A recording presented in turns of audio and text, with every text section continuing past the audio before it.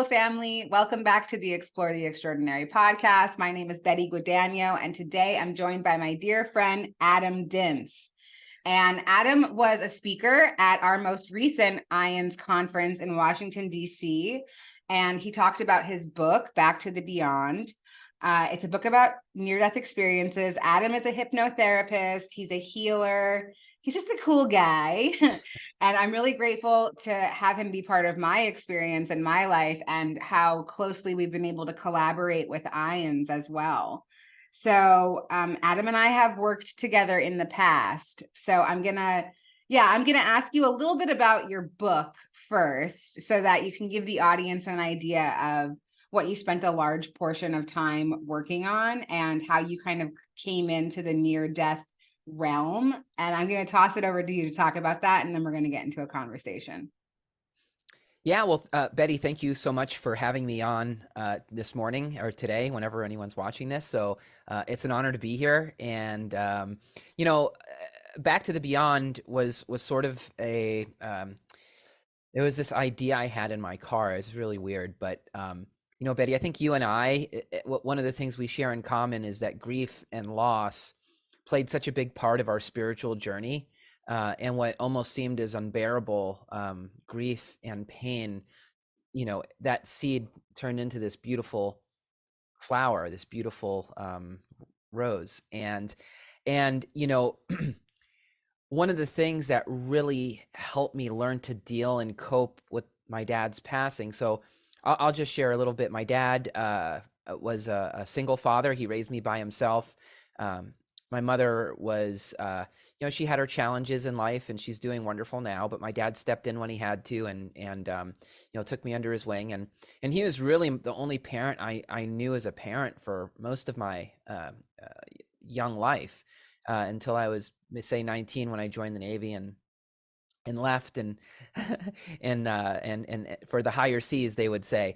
But and so when my dad died, it was basically like I lost my entire foundation, my entire safety net, I mean, even at my age now, there are days that are hard where it's like, I wish I could call my dad and just, get his advice. And so with that said, after my dad passed, I went on this journey, to figure out what happens to us after our physical body dies, because, my traditional belief system was very westernized.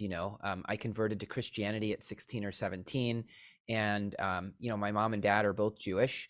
I'm a spiritual hippy dippy. I don't really identify with any religion or faith in that regard.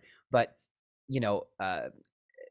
but my belief system was that my dad, who, was more of an atheist than anything, was burning in hell somewhere because he hadn't accepted Jesus Christ.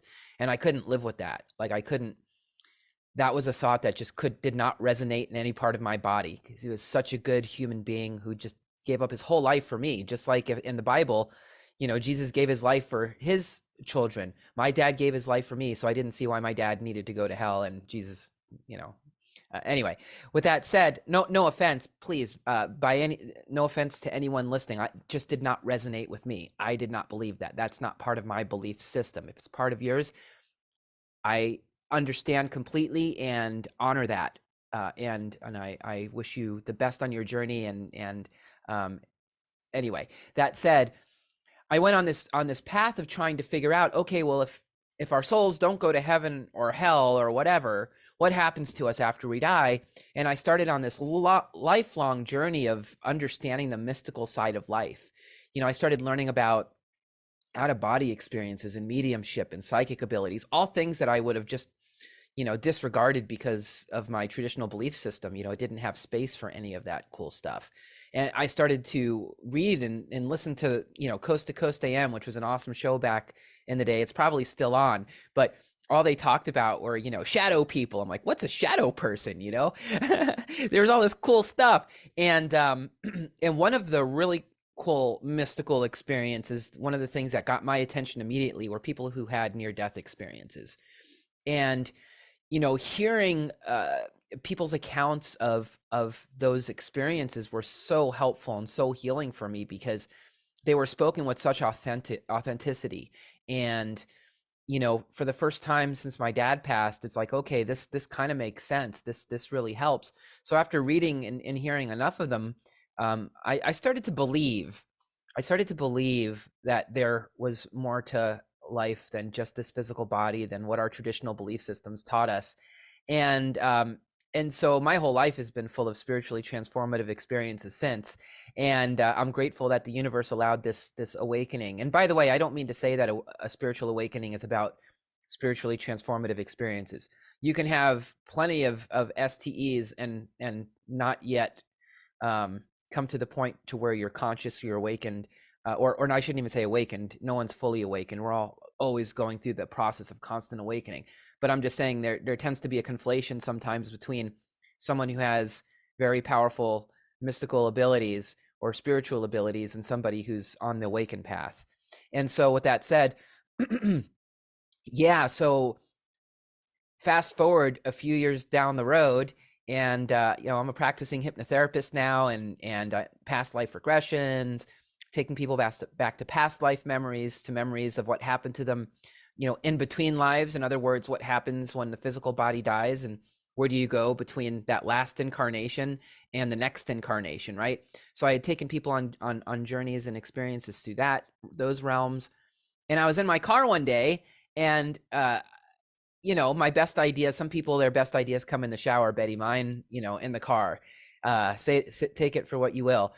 But I had this thought, like, wow, if I could, take people back through hypnosis into their past life experiences, or past life memories, I should say, or take them back to the memories of what happened to them in between lives, then surely I must be able to take them back to their near-death experiences. And so I started Googling, and I couldn't find a ton of stuff on it. So I'm like, I'm just going to try this. So I went to a few Facebook groups and talked to a few friends. I had a couple friends who had near-death experiences and I trusted their accounts just because I'd known them for so long. I knew they wouldn't, be making anything up to get attention. In fact, they never really shared their stories all that much. One did, but the rest not so much. Anyway, so I ended up getting about 7 or 8 people to volunteer, and I did it for free. And the whole goal was to conduct research and say, can I, through hypnosis, take people back to the memories of their near-death experiences? And what I found was most of the people didn't go back to memories of their near-death experience. They sort of went back to the same dimension or realms that they visited during their near-death experience, but it was like a brand new visitation. It was a brand new encounter. And, my hope, as a hypnotherapist, for me, it's not about the spiritually transformative aspect of hypno. For me, it's about the therapy. I always underline the word therapy whenever I send someone a hypnotherapy message. And my goal essentially with taking people back to their near-death experiences was to help integrate what these folks had experienced into their lives, and the best way to articulate that is, you get someone who has this profound experience, Betty, better than anybody, right? Like, but you have this extreme trauma first, something happens, right? This really horrible thing happens most of the time. Then you have this near-death experience, which most of the time is incredibly beautiful and profound and powerful. You go to a place called home, filled with love and light. I mean, I'm sure most of you listening to this podcast are familiar. But then people come back into their bodies, and they have to figure out, now, how do I live a life in this, with all these problems that I have, with all of this depression, with all of this pain, after I just experienced samadhi, after I just experienced oneness, after I experienced unconditional love, and now I'm back? And this is a really big struggle for a lot of people. And this is why I wanted to be able to offer this type of service. And so what was really profound was that these 7 or 8 people who I had worked with went back to the dimensions realm they visited and had incredibly healing, profound journeys where they were really able to integrate the missing pieces, the things like, why did I have to come back? And really understand why they had to come back, right? Or what is my purpose in life, right? And to come back with these types of answers and knowledge and knowingness is such a, call it a vitamin, right? It's such a nutrient for our human bodies to be able to move forward in the world. And so with that said, I conducted this research, and I thought, wow, this would make a really cool book. And so I asked the participants prior to, facilitating the sessions, was if we do these sessions and they work, because I didn't know if it would work, right? To me, it was purely an experiment. And I was like, if it works, is it okay in exchange for doing this for free, that I can use your account in a book? And of course, everybody said yes. And so every account that you read about in Back to the Beyond is a story. You'll read the actual account of the person's near-death experience, and you'll get to read verbatim exactly what happened to each person when they went back to the beyond.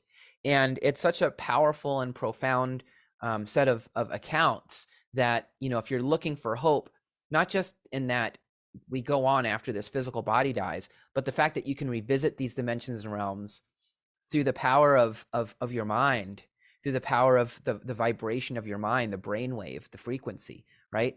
And so if that's all interesting to you, you'll love the book. And it's available on Audible now too.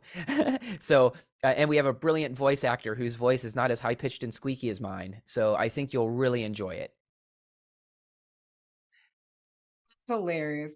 Thank you so much for sharing. I think that the content of your book is so fascinating, and especially for our audience, people here are really interested in near-death experiences. So basically, you kind of get a 2-for-1, because the person describes their near-death experience, and then they describe their spiritual experience going back in regression with you. And I was lucky enough to do this regression with you, and I had the same experience where I didn't go back into my same spiritual experience, the same space, but it most definitely was not this space, and it was a whole new experience. So that was really amazing. And yeah, I'm so grateful for that experience. For me, it was extremely healing. It was such a deep layer of healing for me. I felt like I shed a whole version of myself. It took me like weeks to integrate what had actually happened. So thank you for what you do for the collective in general. So before we pressed record, we were talking a little bit about knowingness, and I want to get into this conversation because I think that it's really fascinating. So do you want to explain a little bit about how we started talking about it, that you were recently on a podcast, and why don't you share about that? Yes, I will not name the other podcast just because, the only podcast, right, that matters is this one. And so we'll just focus on this. But collaboration, not competition. Feel free to share. Hey, you know what, IANS, I have so much love for IANS. I've been looking forward to this podcast more than anything. So we'll just, but so one of the listeners of this podcast messaged me, and we were discussing my book and on the podcast, and this woman messaged me and essentially said that someone in her life had passed away, and she'd gone to a medium and she'd gotten signs, and, a lot of the things that you hear from people if you go to the Facebook groups where they'll show you a picture and say, I think I see a spirit here. What do you guys think? Right. And it's like, oh, that's a flash or something or other. Right. It's a little dust in the lens of the camera. But yeah, so she came and she messaged me privately, and she's like, Adam, she's like, she's like, what evidence, like, what can you give me to help me believe that this is all true? Right? I get all these signs, I see all these things, but how do I know it's true? How do I know it's real? And, this is a question I get all the time. And I love to talk about this topic because I think many of us, Betty, who sit on the other side of that question, where we feel like we've gotten a lot of the answers we need, we're also asking those questions before. Right? Like we all had those questions. Like, how do I know that this psychic mediums are really connecting with spirits and they're not just making up a story? Right? Or how do I know that my near-death experience wasn't my brain triggering, subconscious mind triggering this brilliant, elaborate story that I call a near-death experience, right? And you can read every account. You can even read Dr. Eben Alexander's account where he medically, scientifically, speaks to the point that it couldn't have been anything but a near-death experience, right? I mean, he basically disproves every scientific medical argument for how it could have been the brain. And you can read a book like that and still not believe, because belief is different. Faith and belief is different than knowingness. And I don't mean to discount faith or belief, because it's very important. Most of us need hope. All of us need hope. All of us need faith. We all need to believe in something. We all need something to get us, to help us move forward. But there's knowingness when it comes to spirituality, when it comes to our essence, who we are as a spiritual being. There's a knowingness that happens when you experience something versus when you're either reliving or reading or hearing somebody else's experience or account. And I think that's why, when you have those experiences, when you have those spiritually transformative experiences yourself, and you're conscious enough to stop, and you're aware enough to stop and recognize it and allow it to really process what's happening and really integrate it into your essence. When you have an experience like that, there's no need for faith anymore, because right? And there's no way to explain that to anybody else. But how do you really know? Well, I just know. Yeah, but what evidence do you have? The evidence is right here. Okay. This is where every bit of knowledge is. It's not here, it's here. And I know it. I know it's realer than anything that's here on this planet in this dimension. And it probably sounds real hippy dippy to a lot of my normie friends and your normie friends and everyone's normie friends who might be watching this right now, but it's the absolute truth. Thank you for sharing that. And anybody listening audibly, Adam was pointing to his head and his heart when he was saying, it's not here, it's here. Yes. It's that knowingness is inside of our heart center for sure. And, so I think about this often because I come across a lot of people that say, well, I haven't had a spiritual experience. So how do I even get faith? How do I even get belief? I don't think that it has to be some super transformative, you're on the verge of death or you're in the pit of despair, Yep. transformative experience. You can pull on anything. Number one, you can pull on the experience of another person, and you can develop a faith and even if you can't convince yourself that it's a knowing, you can at least believe that person believes that they have a knowing. Mm-hmm. And I think for me, I have to pull on that sometimes, even with the fact that I have deep internal knowings. Mm-hmm. So, one of my most profound knowings in my life, and I never say belief, I always say knowing, is I have a deep, profound knowing in the pre-birth life plan. Mm-hmm. I truly believe that we plan our lives before we come to Earth. And that knowing for me has completely transformed my life. And I have that knowing because of the fact that I had a spiritual experience where I saw my pre-birth plan. But even if I didn't have my spiritual experience and I just happened upon this information, and there is information out there, Adam just talked about it, Robert Schwartz, Michael Newton, these are like the grandfathers of research when it comes to pre-birth planning. So even if I just happened upon one of their books, I would adopt this as a belief, even if I didn't have it as a knowing, immediately, because Absolutely. For me, it's transformed my life. It gives me this power of being a co-creator instead of being a victim. So what do you think about, how do you transform a belief into a knowing? What do you think? Are there steps that a person can take? Yeah, so the biggest step for me, I think, is to get rid of expectations of what a spiritually transformative experience should be. And I liked what you just said about it doesn't have to be something painful or you're suffering or anything like that. The one thing that spirituality has taught me in life is that mystical around us all the time. You don't have to go into a psychedelic medicine or meditation or hypno to experience it. You just have to be aware, right? Like Buddha was under the Bodhi tree, right? And had this, and I think, Betty, you know, to give an example, probably the most profound spiritually transformative experience I ever had was at about 16 weeks. No, it was at 8 weeks, I think. I don't remember. But let me take a step back. When my daughter was before my daughter was born, you know, you have the first ultrasound where you can see the baby, and so the doctor put the little thing over the heart. And you could hear the boom boom boom boom boom boom, and you could see her little hands and her little eyes, and I just lost it. I'd never felt love that intense. I cried and cried and cried. I was like so touched in a way that I've never experienced, you know, like even still to this day. It was the most beautiful, powerful, loving experience, a feeling and emotion I'd never had that deeply.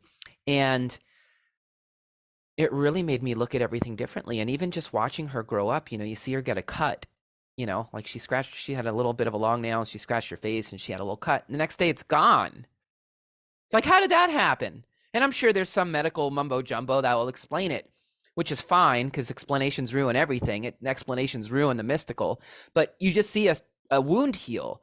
You think about the fact that we're human beings are 8 octillion atoms that are 99.999999999% space, empty space. We're 99.999% empty space, Betty. And the only reason we look solid is because the electron moves so fast. Right? So we appear solid. That's why our desks are. This is a mystical. We're walking, living a mystical experience. Science will show us that this is a mystical experience, but we're so caught up in leaving our bodies and remote viewing and doing all this stuff and trying to attain this level of experience when it's happening all around us 24/7. And if we can just learn to embrace the human side of spirituality, oh my God, like you don't need go out in nature. Go, you know, on a nice day, go sit in a field and put your feet on the grass and lie down and close your eyes and just connect.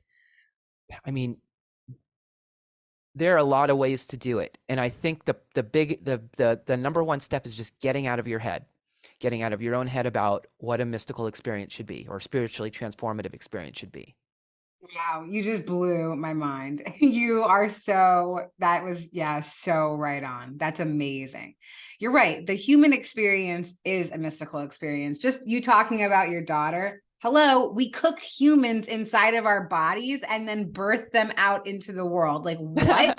That is a bizarre mystical experience. That's crazy. And there are, you know, like whenever I look at a tree, and I live in New York City, so that's very sparse unless I go to Central Park. But when I see these big, huge trees, I just think like, wow, this was once a seed. Like this was once, you know, this tiny little thing, and now it's this big, huge, strong thing. Mm-hmm. And that is beautiful. And I think that part of the human experience is distraction.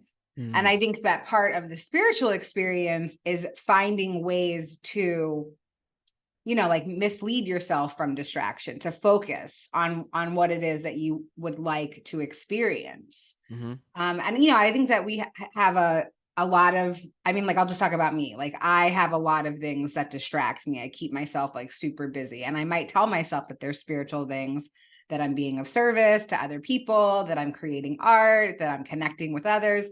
But maybe I am just like avoiding sitting still and putting my feet in the grass and just connecting, Mm-hmm. you know? And so what do you think are some of the tools that people can use to kind of disconnect and reconnect with the mystical? I think a big part of it is your will. And I'll share really, well, I don't know how interesting it is, but so before Ella, our daughter, was born, my wife and I were looking into adopting out of foster care. And you know, we weren't able to have our own children, so we had to go through different means. And so with that said, we had to go through this boot camp essentially to make sure that we were, you know, we understood what we were getting ourselves into, because, you know, adopting a child out of foster care is a huge responsibility. And one of the, as the kids would, you know, as part of the boot camp, these kids who had been adopted out of foster came up and told their story. And so did the parents, would tell their stories about what they experienced. And I just a hot mess, crying like the whole time. And the PhD psych guy who is there is basically like, if you have any childhood trauma, you need to heal that before you bring one of these kids home, because, you know, anyway, moving on, I looked at my wife, who happens to be a therapist, and I said, do I have childhood trauma? And she looked at me and she's like, what do you think? And I said, I think I need to go see somebody. So I went to go see this doctor, this psychologist who is brilliant. And he, on our intake, he said, okay, Adam, I want you to tell me, who are you? Tell me about yourself. He's a very eccentric guy. I think he might have been from New York originally, very eccentric guy, you know? And I was like, well, I'm a marketing executive. And this is back in 2017. I'm a marketing executive, and I teach marketing at a university. I just wrote a book that helps kids who are in college land their first job when they get out of college. You know, I'm doing this, I'm doing that. And he looked at me and he goes, well, why are you doing all of that, Adam? And I'm like, well, what do you mean, why am I doing that, all that? And he goes, well, why are you doing it? You're doing way too much. And I said, well, you know, I guess, and I had never really thought about it before. I said, I guess I'm just trying to stay relevant. I mean, maybe I'm afraid that if I stop doing so much, people will forget about me. And he said, well, who are you? And I'm like, what do you mean, who am I? I just told you who I am. And he goes, no, you told me what you do. He said, you didn't tell me who you were. And he goes, what wakes Adam Dince up in the morning? And I said, I don't know. And he's like, well, what do you like? I said, I don't know. And he's like, well, what do you stand for? What do you believe in? I said, I don't know. And he goes, well, Adam, your essence, understanding your essence is the most important question you can answer. Is the question, who are you? It's the most important question you can answer in life.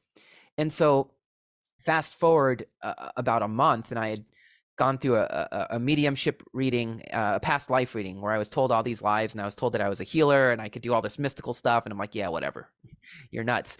And I went like right after that to like it was a psychic fair, and I met with 4 other psychics who were like, yeah, you're a healer and you can do all this stuff and you need to get your life, you know, in a different way. And I'm like, okay, whatever. I'm a marketer. I don't have time for this spiritual mumbo jumbo stuff, right? And but when we left that day from the psychic fair, I said to my wife, I'm like, I think there's something here. Like, I really feel like there's something to what they're saying, but I didn't have any friends that were spiritual. I didn't know what to do. I didn't have anybody to ask. And so I was like, well, what do spiritual people do? It's like, well, they meditate, right? Like, that's what spiritual people do. They meditate. I was like, but I don't have any time to meditate. And then I heard my psychologist's voice in my mind saying, well, why are you doing all that? And I said, oh, I get it. And that week, I quit every job I had except for my day job. But I quit my teaching jobs. I quit all the university I was teaching at. I stopped doing all the work on promoting my book. I just stopped all of it. And I spent a month between work. I'd come home and I'd meditate. And I learned how to, and I'm so grateful to Dr. Eben Alexander's book, Seeking Heaven, because that book changed my life from a meditation perspective. But I went from never meditating to meditating 30 minutes in the morning and 30 minutes at night. And then it went up to an hour in the morning, an hour at night. I'd love to say I still meditate that long, but my life has gotten busy again too. But Betty, and I share that story because that space I created for meditation helped heal me of so much that was going on. It gave me so many of the answers I needed. And look at where I am today. You know, I wouldn't be here talking to you today, Betty, if I hadn't created that space. But I knew I needed to create that space because I was in so much pain. I was all over the place, and I was just spinning. And it really helped me. I knew it was kind of like when someone who, you know, you ask someone, you always hear people who are addicted to substances, like you hit rock bottom, right? And then you give it up. Like sometimes you have to hit rock bottom. And that's what it was for me. I just had to get to a place where my life was so chaotic and all over the place that my only option was to pull back in. And so I put some things aside for a while. And I think that's what a lot of us have to do.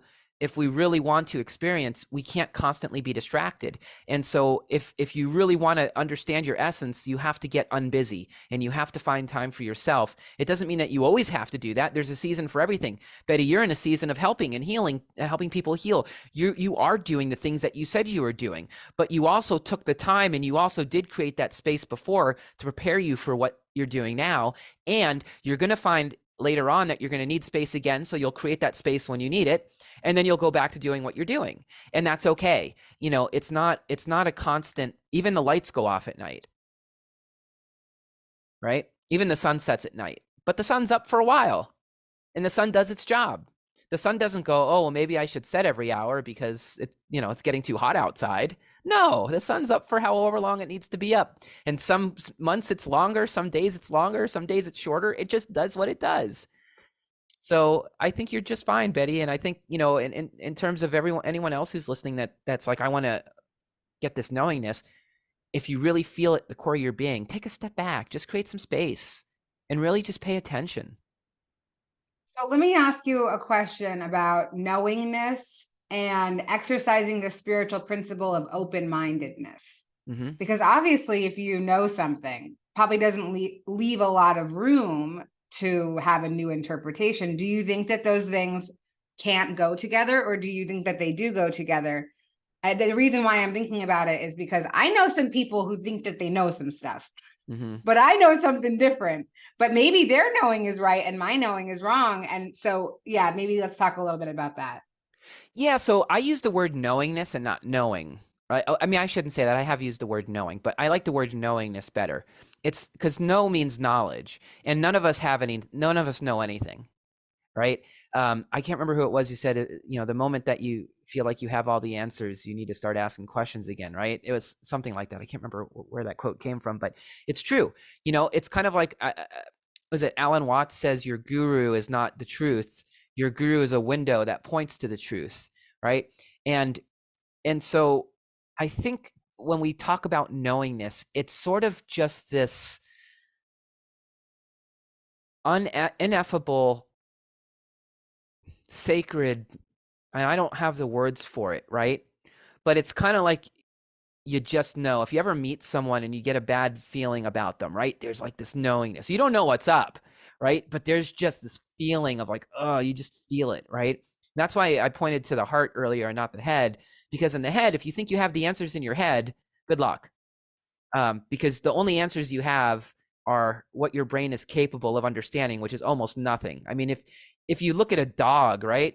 A dog can see how many colors that we can't see because they just observe, and they can hear sounds that we can't hear because they just operate on different frequencies, but we think we hear and see everything. And just because we can't see a color a dog believes, I mean, what if we saw all kinds of colors that a dog saw? Would we even believe that they existed, or would we say this is all made up? It's AI, right? Like, oh, this is nonsense, right?